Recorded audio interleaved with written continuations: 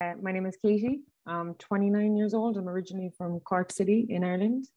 I am not a teacher before I did this. I was actually a chef for 6 years. It's where I got my qualifications. I went to CIT, did a 2 year course in culinary studies, then went back and did a further 2 years and got a bachelor's of business in culinary arts, worked in the hospitality industry for a further year and a half.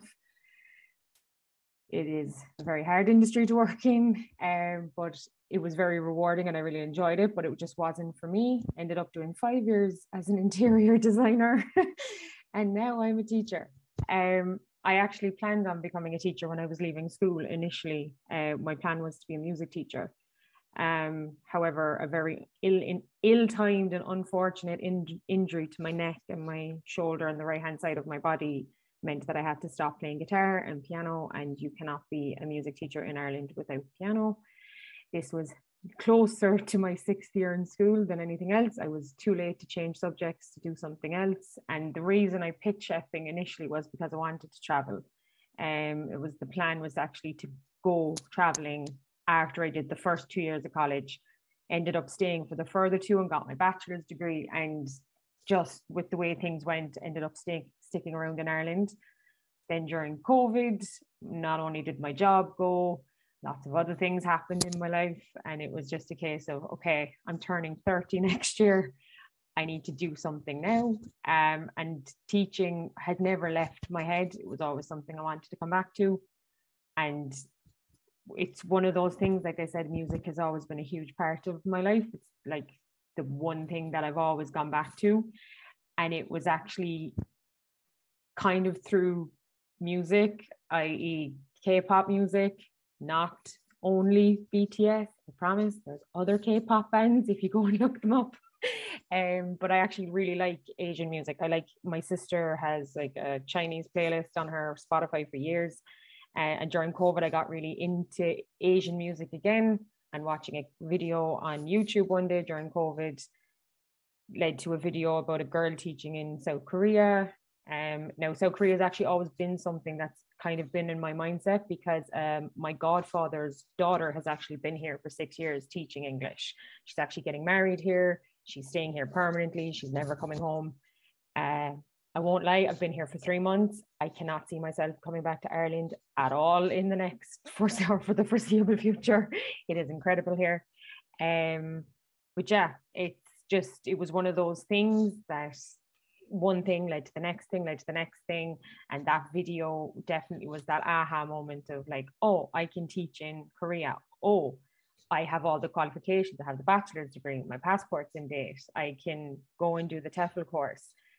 The perks of working here are not to be downplayed. It is amazing working here. Like you said, I work in what's called an evening school, like an evening hagwon. So I don't start work until 2 p.m. I work until 10 p.m. So I finished work just over half an hour ago. There's a beach. I live in a place called Haeundae, which is in Busan on the south coast. And it is sunshine 90% of the time. It is incredible. The beach is like 10 minutes that way. You can walk to it. It's incredible. I love it here. Honestly, it is amazing. I can't actually describe it any better than that. It's the best decision I've ever made coming here. Oh, you made me want to just hop on the next. I might be joining you very soon. I know you said there that you're in one of the hagwons. How have you found that experience, I suppose, working in the evenings, which would be a lot different really to the school system that we would have here in Ireland? Do you still find the time to kind of go traveling and that kind of thing? Yeah, I guess I was lucky in the sense that because I came from a chefing background initially, I was so used to working like 8 a.m. to close, whatever that meant when it came to the hospitality industry. Working weekends, I was used to constantly working. Now, I was very lucky in my retail jobs or in the interior design industry. I worked 9 to 5 Monday to Friday jobs.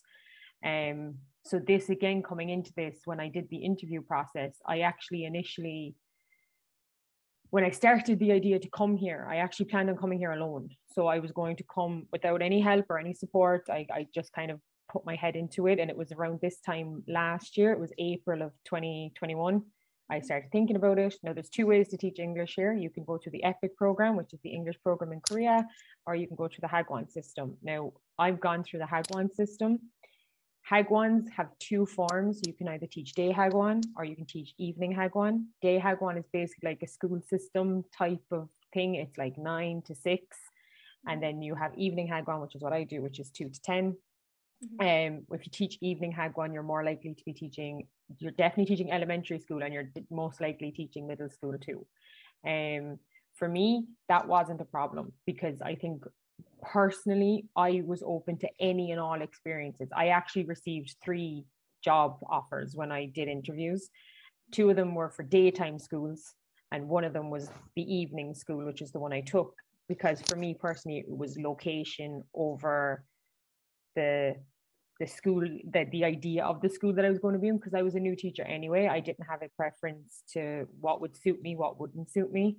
And the idea of living where I live, Busan was my choice. Like, I remember when I did my first interview with the coordinators that TEFL work with, and they were like, okay, and have you a location preference? Like, yeah, anywhere but Seoul. And they were like, I'm sorry? I was like, yep, anywhere but Seoul. I don't want Seoul. Seoul is too big. If I have a choice, I want Busan. I want Busan. I want Busan. And I was lucky. Hyundai is in Busan. I suppose in terms of traveling and doing stuff, the only thing I will say is, if you do decide to do the evening Hagwon, you have to be prepared for the fact you are working evenings. If you do meet people out here that are other teachers or other people or other expats, lots of them work in the daytime. You are missing out on some of the evening things that go on around, but I do have every weekend off. I also get to sleep in every morning if I want to, or I can go and spend the morning at the beach before it gets busy and then go to work. So I don't really feel like I'm missing out on anything, to be totally honest. It's I wouldn't change it. Now, I do think next year, possibly, like when I'm staying on next year, I haven't fully decided if I'm going to stay with this particular school, or maybe try the opposite next year to see if I prefer doing the daytime routine, because there's a big difference in the curriculums depending on whether you work in the daytime, whether that be through the EPIC in the daytime or Hagwon in the daytime, or you teach in Hagwon in the evening. I teach Hagwon in the evening. Basically, that means that these kids go to school at 8 a.m., they finish school at 2 p.m., then they come to me at 4 p.m. and they're still in school with me. Like, my last class every day is 9 p.m. I'm teaching 14 and 15-year-olds English at 9 p.m. Monday to Friday. Like, these kids are studying constantly. So what I do is I am just drilling them on like the speaking and the writing of English. That's the way my school works. But other schools might want you to teach all the grammar skills. Other schools might literally only want you to teach speaking skills. It totally depends. But because it's in the evening, it's a set curriculum. You are kind of given what to teach and given time to prepare how you want to teach it. There's less lesson planning involved in what I do in the evenings. If it was daytime, I am their primary teacher, their primary English or any form of teacher. Therefore, it requires a fair bit more lesson planning than what I would do the way I work now. Yeah, and I suppose that's kind of one of the benefits of an internship program, really is, and I suppose one of being part of one of those evening schools as well, is the fact that, you know, as a first-time teacher, you might not have experience in lesson planning. And then, as you said, you may have the opportunity, or you will have the opportunity to extend your contract if you like, and you can look at other options then once you have that little bit of experience. So if anyone here is planning on traveling to South Korea, you know, there are plenty of options. You can give your preference on location, and the type of school that you're looking to teach in as well. And thank you so much, Katie. That's absolutely fabulous. I suppose I have one last question for you. I know that you come from the chefing background, so I want to know, how is the food playing out? Is it fantastic? Do you love it? It is. It's actually scary good. Korean barbecue is just an experience, because like, you go in and you order, because everything here is like pork based, so you're going to be eating an awful lot of samgyeopsal, or so that's the pork belly side of things. So you order by the kg actually. So you order kind of how much you want of the meat, and then they bring it out, and like obviously the barbecue is at your table, you cook it in front of you, and then you get like 20 small dishes for free. There's just part of it, and they're full of like little side things. They're little wrap things that you can make like little parcels out of. There's like noodles, there's like soups, there's jigaes, there's like butter jjigae, kimchi jjigae, like it's just constantly being fed. And like my school, I'm actually the only English teacher currently at my school. It's a brand new school, so I'm like the first English teacher that they've had at this particular franchise. So all of the teachers have this impression that I'm on my own a lot. So they keep bringing me Korean food and Korean sweets for me to try, which is lovely. But it's like, okay, stop giving me food. I have so much food I need to try.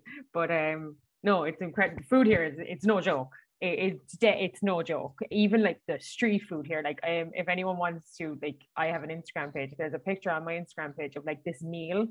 And you'd think it comes from like this restaurant or something. No, this was the fast food restaurant in the local department store where I just wanted to get something to eat. Like this was like like a 3-course meal. It was incredible.